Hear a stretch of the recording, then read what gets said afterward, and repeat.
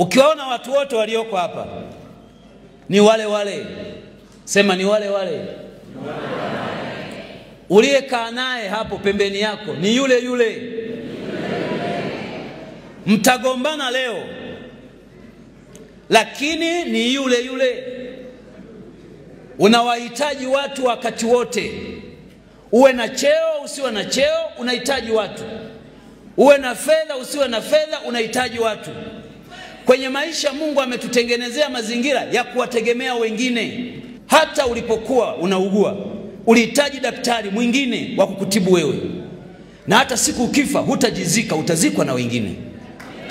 Unawahitaji watu. Mimi nikiangalia hii meza yote na ushuhuda nayo, nikianzia mkuu wenu wa wilaya, ni wale wale. Ni wale wale. Sisi tukiwa umoja wa vijana, yeye makamu mwenyekiti wa umoja wa vijana taifa, tunajipanga, tunamsubiri kiongozi wetu na nyimbo tunamuimbia ni yule yule. Leo ni mkuu wa wilaya, mimi ni naibu waziri mkuu.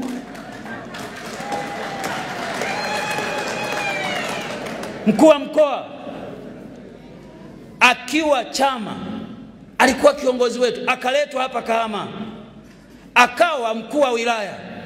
Maisha yameenda, amekuwa naibu katibu mkuu wa chama, akawa kiongozi mkubwa wa chama. Mimi nilikuwa waziri, yeye mkuu wa wilaya. Leo mkuu wa mkoa, mimi naibu waziri mkuu, waziri wa nishati, mjumbe wa halmashauri kuu ya taifa. Watu ni wale wale.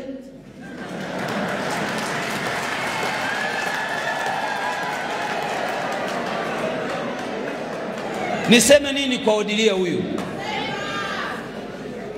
Odilia alikuwa katibu wa vijana wilaya ya Geita. Mimi wakati ule nikiwa mwenyekiti wa jumuiya ya wazazi wa mkoa wa Geita. Baadaye maisha yamekwenda, ameletwa Bukombe, amekuwa katibu wangu wa chama. Baada ya muda ya Mungu mengi, kapandishwa cheo, kawa katibu wa mkoa, kaletwa Shinyanga.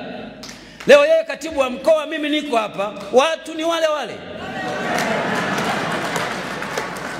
Ningeweza kutaja kila mmoja anayemfahamu Mungu. Lakini kwa nini nasema hiki? Katika maisha usigombane na mtu, sababu kuna wakati utamhitaji. Kama kuna mahali una uwezo wa kumvumilia mtu aliyekuudhi, mvumilie, kwa sababu kesho utamhitaji. Mtaacha kugombana. Hiki chama kimewaleta pamoja. Kazi yenu ninyi muungane ndani ya chama, mkijenge chama. Msiruhusu mipasuko miongoni mwenu. Na kwa taarifa yenu, mkisikia chama tawala kimeanguka mahali kokote duniani, ugomvi ulianzia ndani ya chama chenyewe.